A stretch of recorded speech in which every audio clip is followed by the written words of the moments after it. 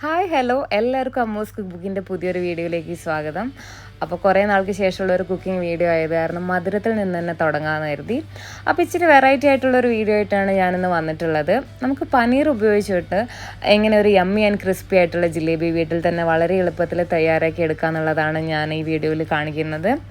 കഴിഞ്ഞ വീഡിയോ ഒരു 10 മിനിറ്റൊക്കെ ഉള്ള വീഡിയോ ആയിരുന്നു. അപ്പോൾ അത് ഇച്ചിരി ലെങ്തി ആണെന്ന് കുറച്ച് പേര് പരാതിയൊക്കെ പറഞ്ഞു. അത് കാരണം ഇനി വരുന്ന വീഡിയോസ് നമ്മൾ പരമാവധി ഡ്യൂറേഷനൊക്കെ കുറച്ച് ഇച്ചിരി ഷോർട്ട് ആൻഡ് ക്രിസ്പാക്കി വയ്ക്കാൻ ട്രൈ ചെയ്യുന്നതായിരിക്കും. അപ്പോൾ ഇനി അധികം വലിച്ചു നീട്ടാണ്ട് നേരെ നമുക്ക് ഇൻഗ്രീഡിയൻസിലേക്ക് പോയാലോ.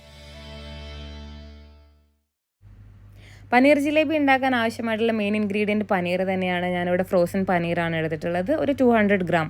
പിന്നെ നമുക്ക് ബേക്കിംഗ് പൗഡർ വേണം, ഫുഡ് കളർ നിങ്ങൾക്ക് ഇഷ്ടമുണ്ടെങ്കിൽ ചേർക്കാം കേട്ടോ. പിന്നെ വേണ്ടത് കോൺഫ്ലോർ, തണുത്ത പാല്, പിന്നെ മൈദയും വേണം. മൈദ ഞാനിവിടെ കാണിക്കുന്നില്ല. ആദ്യം തന്നെ നമുക്ക് നമ്മുടെ പനീർ ഒരു മിക്സി ജാറിലേക്ക് മാറ്റിയിട്ട് ഒരു സ്മൂത്ത് പേസ്റ്റായിട്ട് മാറ്റിയെടുക്കണം. സോ ആദ്യം നമ്മളതൊന്ന് ഗ്രൈൻഡ് ചെയ്യുമ്പോൾ നമുക്കൊരു ക്രംസ് പോലെ കിട്ടും.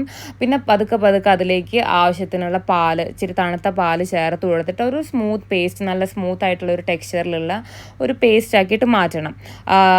ഈ ഒരു പരുവത്തിലുള്ള ഒരു പേസ്റ്റ് ആയിട്ടാണ് നമുക്ക് കിട്ടേണ്ടത്. ഇങ്ങനെ വലിയ വലിയ കട്ടകളും തരികളൊന്നും ഉണ്ടാവാൻ പാടില്ല.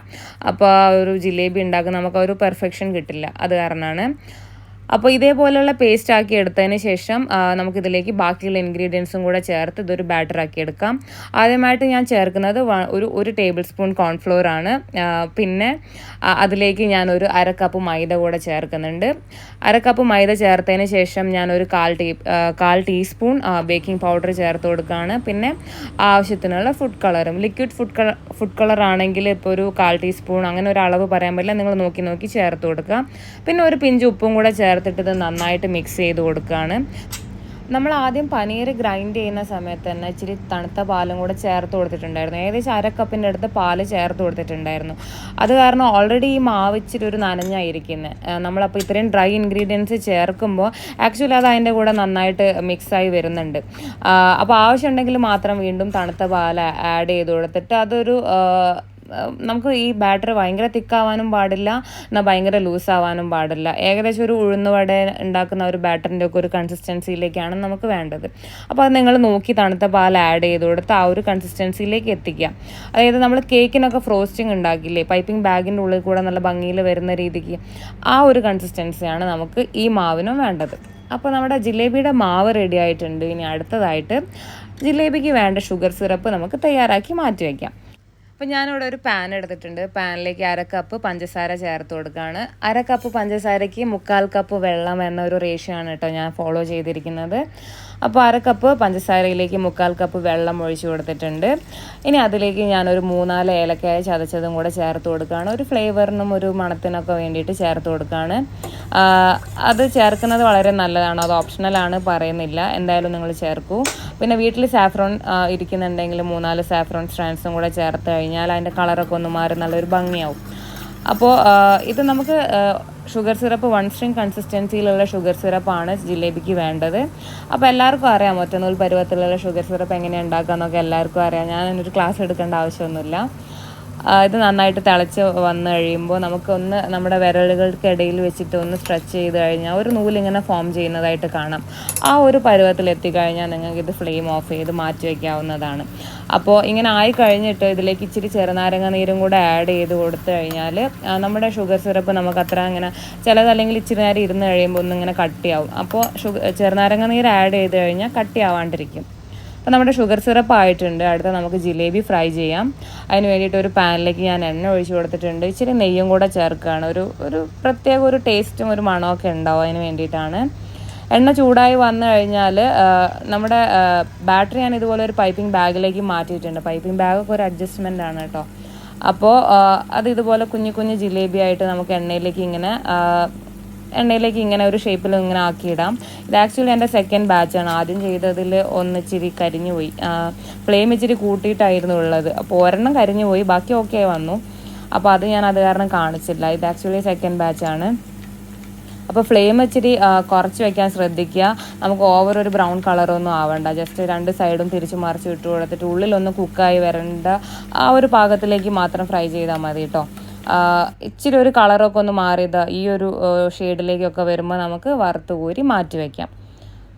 ഏകദേശം ഒരു 200 ഗ്രാം പനീർ വെച്ചിട്ട് നമുക്ക് അത്യാവശ്യം നല്ലൊരു ക്വാണ്ടിറ്റി ജിലേബി കിട്ടി കേട്ടോ. ഈ ജിലേബി എന്തായാലും നിങ്ങൾ വീട്ടിൽ ട്രൈ ചെയ്ത് നോക്കുക. ഉണ്ടാക്കാനും വളരെ എളുപ്പമാണ്. വളരെ കുറച്ച് ഇൻഗ്രീഡിയൻസ് വരും. എനിക്ക് തോന്നുന്നു മിക്ക വീടുകളിലും ഉണ്ടാവുന്ന ഇൻഗ്രീഡിയൻസ് ഒക്കെ തന്നെയാണ്. പനീർ ചിലപ്പോൾ നമ്മൾ മേടിക്കുമ്പോൾ ഓഫറിലാണെങ്കിൽ ഒരു പാക്കറ്റ് എക്സ്ട്രാ ഒക്കെ ഉണ്ടാവില്ലേ, അതൊക്കെ വെച്ചിട്ട് ഒരു തവണ നിങ്ങൾ ട്രൈ ചെയ്ത് നോക്കൂ. കുട്ടികൾക്കൊക്കെ എന്തായാലും ഇഷ്ടമാവും. എനിക്കറിയാം ഇത് മധുരവും പിന്നെ എണ്ണയിൽ ഫ്രൈ ചെയ്യുന്നതൊക്കെ ആയത് കാരണം ഹെൽത്തി സ്നാക്കൊന്നുമല്ല. എന്നാലും നമ്മൾ പുറത്തുനിന്ന് മേടിക്കുന്നതിന് പകരം വീട്ടിൽ നമ്മുടെ കൈ കൊണ്ട് ഉണ്ടാക്കി കൊടുക്കുമ്പോൾ മക്കൾക്ക് നമ്മുടെ കൈ കൊണ്ട് ഉണ്ടാക്കി കൊടുക്കുമ്പോൾ അത് പ്രത്യേക ഒരു സന്തോഷമല്ലേ. അപ്പോൾ നിങ്ങൾ എന്തായാലും ട്രൈ ചെയ്ത് നോക്കുക കേട്ടോ. ട്രൈ ചെയ്ത് നോക്കിയിട്ട് അഭിപ്രായം അറിയിക്കണേ. അപ്പോൾ നമ്മുടെ ജിലേബി ഇത് ഓൾമോസ്റ്റ് എല്ലാം ഞാൻ ഫ്രൈ ചെയ്ത് എടുത്തിട്ടുണ്ട്. കണ്ടില്ല, അത്യാവശ്യം നല്ല ക്വാണ്ടിറ്റി ഉണ്ട് കേട്ടോ.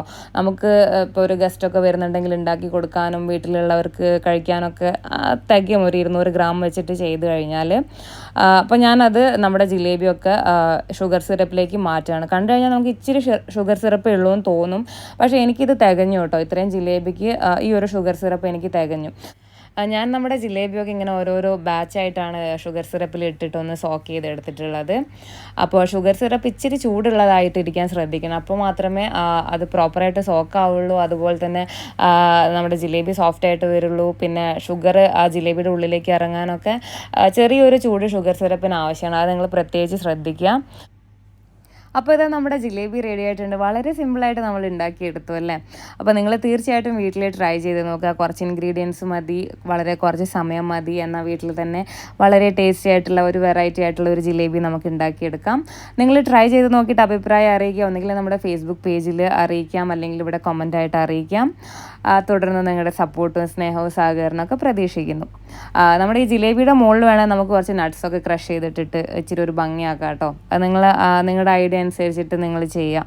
ഞാനിവിടെ ഇച്ചിരി ബദാമും പിസ്താഷ്യോ ഒക്കെ ഒന്ന് ക്രഷ് ചെയ്തിട്ട് അതിൻ്റെ മുകളിൽ ഒരു ഭംഗിക്ക് വേണ്ടി ഇട്ട് കൊടുക്കുന്നുണ്ട്.